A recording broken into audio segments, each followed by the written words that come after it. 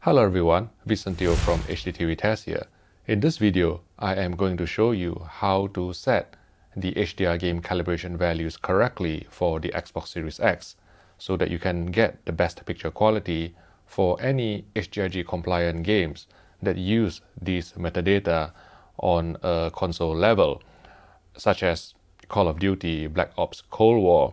So I think my last video talking about these calibration screens on the PS5, it ran for around 19 minutes and some of you complained that it is too long.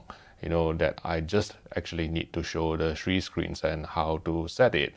But the thing is, I like to actually explain what I'm actually doing. I like to back up my recommendations with hard scientific data, and I think that will demonstrate my expertise and that will make you trust my recommendations more. So I think I get your point, that maybe it doesn't need to be 19 minutes.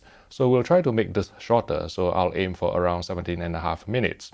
So let's start by going into the first screen. Oh, before that, I need to tell you that ideally, if you have a TV that is HGIG compliant, if you have an HGIG setting on your TV, you should enable it before starting this calibration, because what the HGIG setting will do is to disable all tone mapping so that you can get the most accurate calibration from these screens. So let's start with the first screen.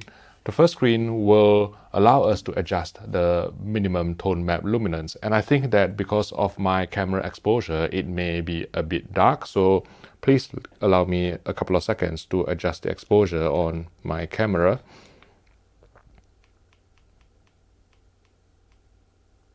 Okay, so this will allow us to adjust the minimum tone map luminance. This value will decide at what level you start losing shadow detail. And then if we go to the next screen, then again I will need to adjust the exposure on the camera.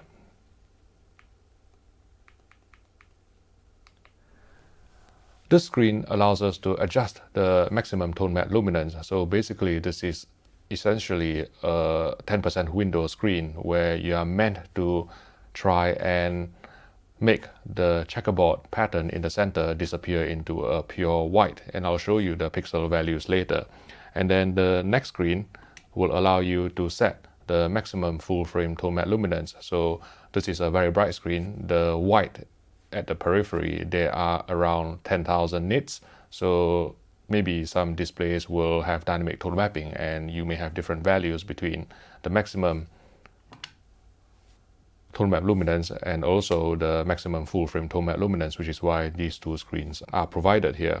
So let's go back to the beginning and I will show you the values of these checkerboards. So if I can bring up the pixel value checker on this Canon DPV 2411, again, if you haven't watched any of my HDR analysis, this is a reference broadcast monitor that has a fantastic HDR analysis tool that allows us to check the frame luminance.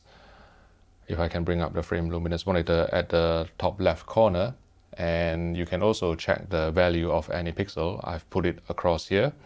And then there is also a waveform monitor at the bottom left corner. Yes, I found a way to make it bigger so you can see it now. So just bear with me for a while I set the exposure of my camera correctly again.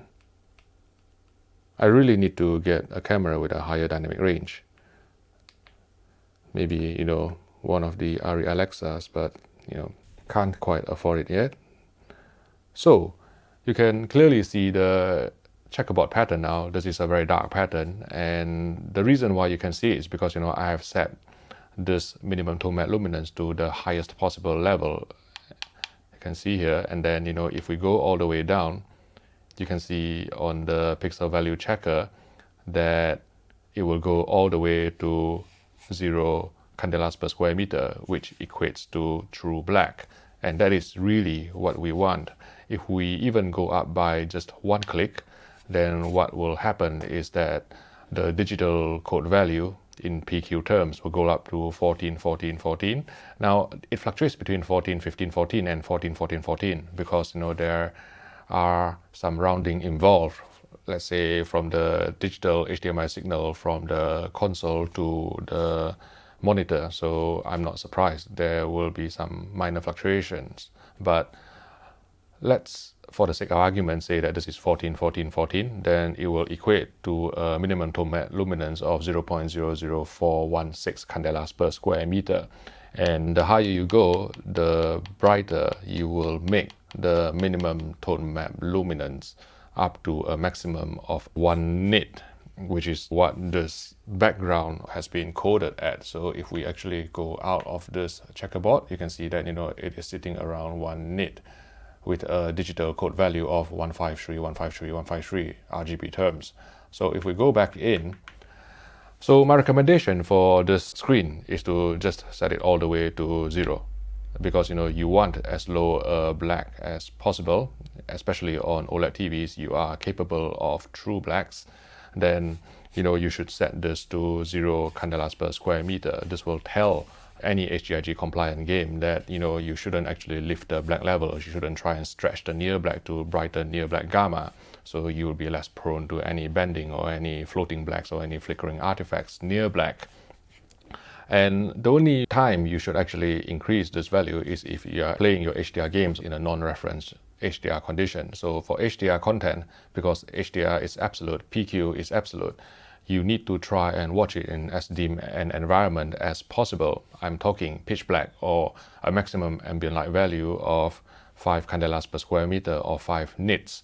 So if you are playing games in a fairly bright environment with sunlight coming in and stuff, then you will need to adjust this value to try and make sure that you can still see the shadow detail. But in my honest opinion, HDR should only be consumed in a pitch black or almost pitch black environment. So if that is the case for you, then you should set this to 0 to get the in-case black to get the most pop.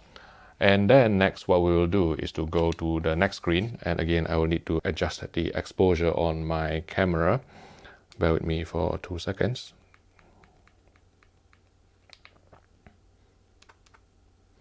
Okay, so this is the lowest it will go, so it equates to around 300 nits, and every click upwards will give you an addition of 50 nits. You can see it becomes 350 nits now, and then 400 nits, 450, 500, okay, and it goes up in increments of 50 nits up until 2000 nits. So let me just start from the bottom. So 1, 2, 3, 4, 5, 6, 7, 8, 9, 10, 11, 12, 13, 14. So 14 clicks upwards will bring you to 1000 nits, and then 15, 16, 17, 18, 19, 20, 21. That is the limit of the number of appendages I can count with. So we have to figure some other way to continue our calculations. But suffice to say that Microsoft has designed the maximum tone map luminance calibration screen to be very granular, and I like it a lot more than the very coarse adjustments allowed by the Sony PS5. You can see that there are increments of 50 nits up to, say,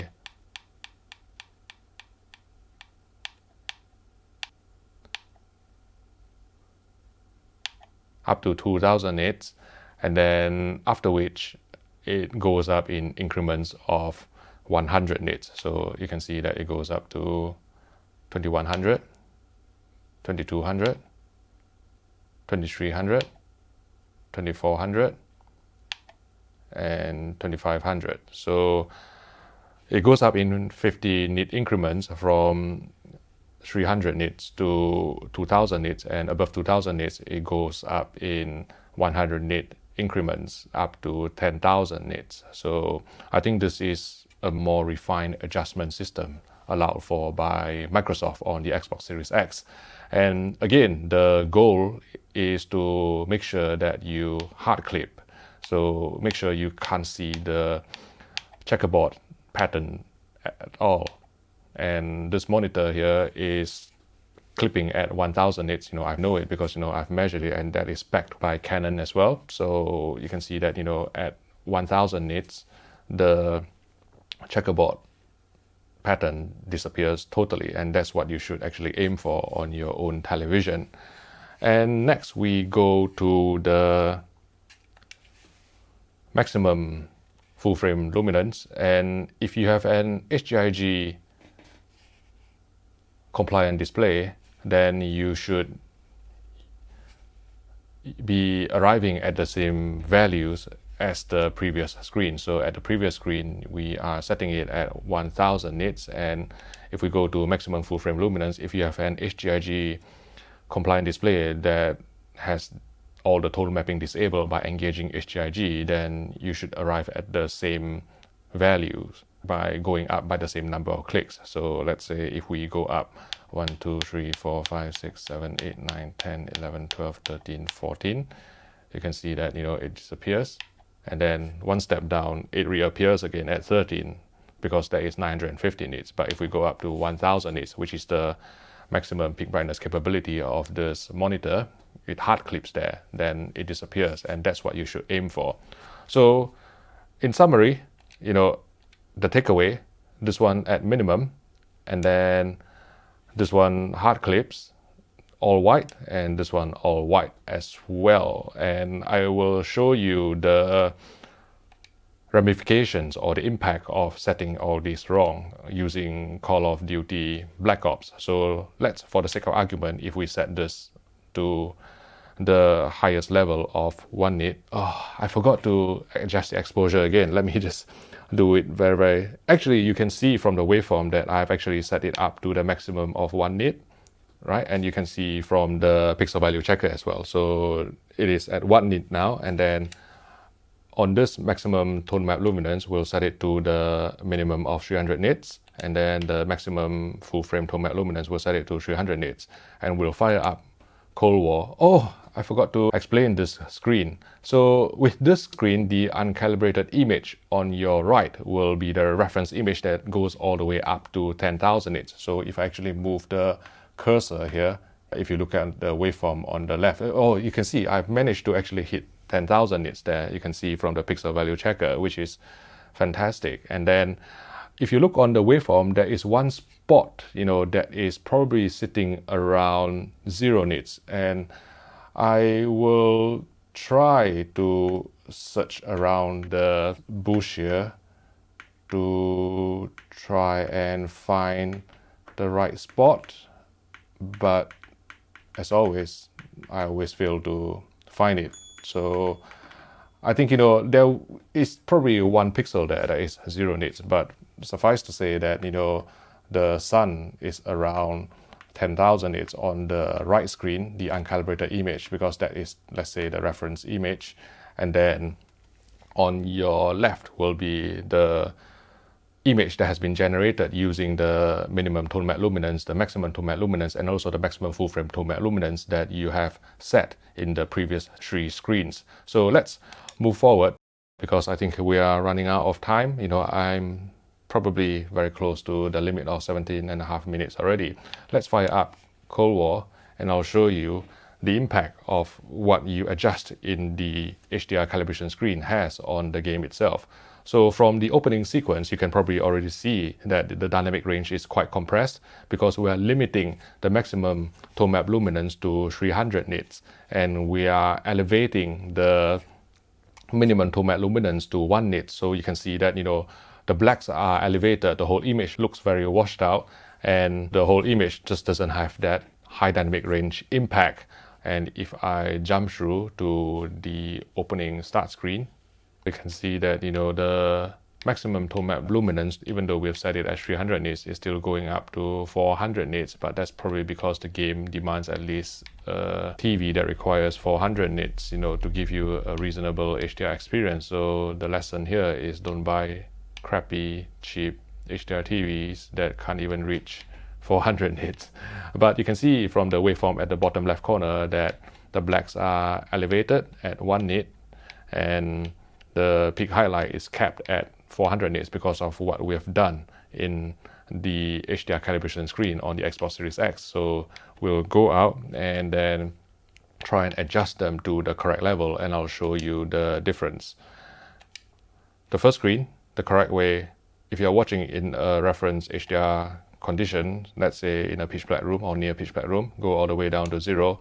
Second screen, just increase it until it hard clips. You can't see the checkerboard anymore, so it equates to 1000 nits on my Canon DPV 2411 reference broadcast monitor. And the next screen, increase the same. And on an HGIG-compliant display, you should always enable HGIG to set the screen because it will allow for the most accurate calibration. Set it at the level where you don't see the checkerboard anymore. So press OK. And then you will actually need to restart the game because the game will need to restart from scratch to retrieve these metadata from the console. So if I can quit the game and then restart it. So you can see from the opening sequence in the game itself that, we are capped to a peak brightness of 1000 nits because of the maximum tone map luminance and the maximum full frame tone map luminance that we have set in the game itself.